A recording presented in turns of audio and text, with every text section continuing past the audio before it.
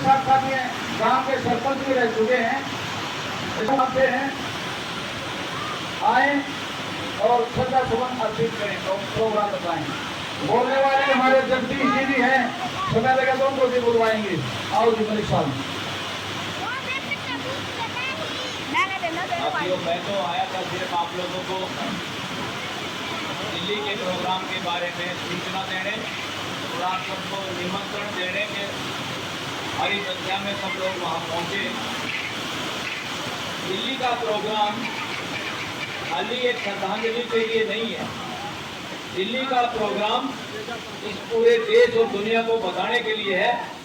जब शासन में सत्ता में कोई आदमी तानाशाही करता है और देश के लोग अपने हकों के लिए बॉर्डरों पे बैठते हैं, तब कोई माई का लाल एक आदमी उस तानाशाह के खिलाफ बोलता है। ऐसे सतपाल मलिक को श्रद्धांजलि देने के लिए प्रोग्राम पूरे देश और दुनिया को दिखाने के लिए।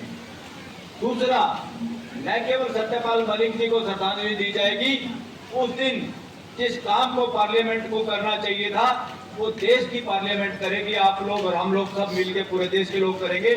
उन शहीद किसानों को श्रद्धांजलि दी जाएगी जो बॉर्डरों पे शहीद हुए थे। ये देश और दुनिया को दिखाने के लिए छोटी घटना नहीं है। सतपाल मलिक जी का अगर ये लोग सम्मान कर देते तो हो सकता था इतनी श्रद्धांजलि सभा देश में नहीं होती। आज तक पूरे इंडिया के इतिहास में इतनी श्रद्धांजलि सभा किसी की नहीं हुई, चाहे कोई कितना ही पॉपुलर लीडर हो। ये क्यों हो रही है? क्योंकि ये समाज चाहता है, लोकतंत्र का मतलब है समय पे बोलना, सबको बोलने देना।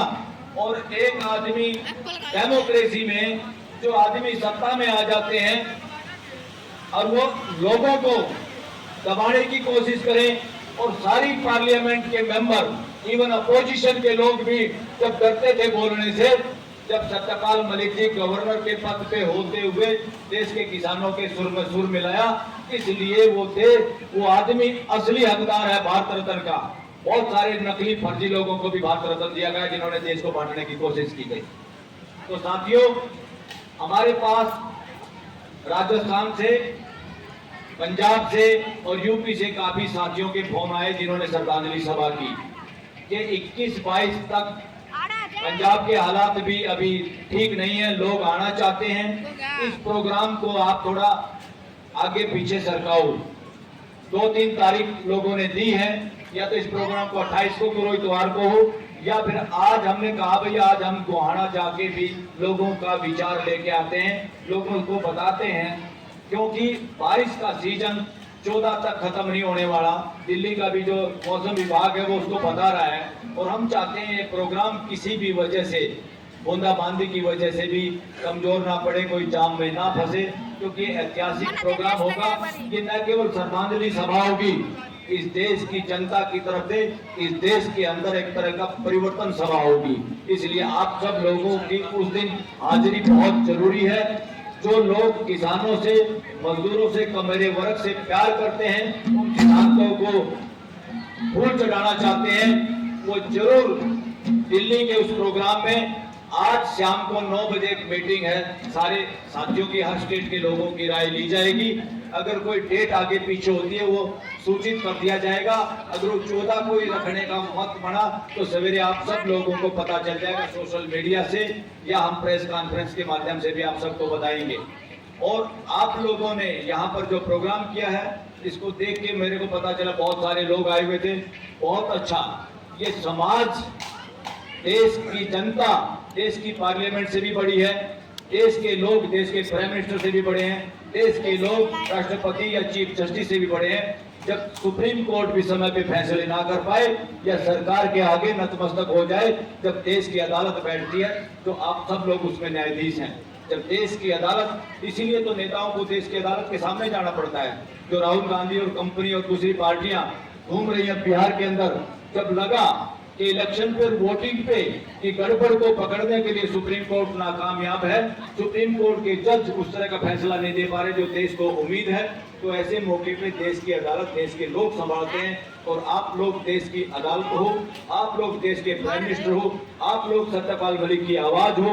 इसलिए आप लोग शहीद किसानों को श्रद्धांजलि हम देश के दिल्ली में देंगे, दिल्ली के दिल में देंगे, बैठ के पूरी दुनिया देख पाए। और दिल्ली के अंदर सभी पॉलिटिकल पार्टियों से भी, सामाजिक संगठनों से भी न केवल मांग करेंगे, एक ऐतिहासिक स्थान बनाएंगे जिसमें सत्यपाल मलिक जी का भी पोर्ट्रेट होगा और शहीद किसानों के नाम लिखे जाएंगे, ताकि देश के भावी पीढ़ियां लोकतंत्र को पढ़ने वाले, लोकतंत्र की किताबों के अंदर ये मुद्दा, किसानों का मुद्दा इस देश में तानाशाही के खिलाफ, अगर इस देश में लोकतंत्र को और बोलने की आजादी को किसी ने बचाया है, आप लोग हैं। जब नरेंद्र मोदी ने, अब बोलना पड़ेगा नाम, इसमें शर्माने की कोई जरूरत नहीं, गुजर करने की कोई जरूरत नहीं, जब एक प्राइम मिनिस्टर ने, जिसकी ड्यूटी है लोगों की सुनना, उसने लोगों की आवाज नहीं सुनी और उल्टा सत्यपाल मलिक जी को बोला क्या मेरे लिए बैठे हैं किसान, चले जाएंगे ऐसी। और जैसे हमारे लोगों को, हमारे बच्चों को बंदूकों के साए वहां पर आप लोगों के ऊपर तनवाई गई, वो सीन हमारे से भूला नहीं जाता। इसलिए हम दिल्ली के दिल में जाके ऐतिहासिक स्थान भी बनाएंगे और ये श्रद्धांजलि सभा जिसमें नाकामयाब रही देश की पार्लियामेंट, जिसमें सारे मेंबर पार्लियामेंट नपुंसक साबित हुए, उसको ये देश के बहादुर लोग श्रद्धांजलि देंगे। धन्यवाद। आप लोगों को हम बता देंगे। आप सबसे विनती है, अनुरोध है हाथ जोड़ के, ज्यादा से ज्यादा संख्या में, हम ये प्रोग्राम किसी एक का नहीं है, या किसी पॉलिटिकल पार्टी का प्रोग्राम नहीं है, ये आप लोगों का प्रोग्राम है, आप लोग ही सफल बनाओगे, हम तो खाली मोहरे हैं उस प्रोग्राम को करने वाले, आपका प्रोग्राम है। धन्यवाद। धन्यवाद जी एडवोकेट साहब, बहुत ही जुदारू। ये नहीं भाई यहाँ से आए हो, वकील साहब तो बहुत पुराने टाइम से, जब से ये प्रैक्टिस कर रहे हैं ना, उसी टाइम से खापों में और हर तरह 2013 के खापों में किस ज्यादा लड़ाई लड़ी थी वकील साहब ने।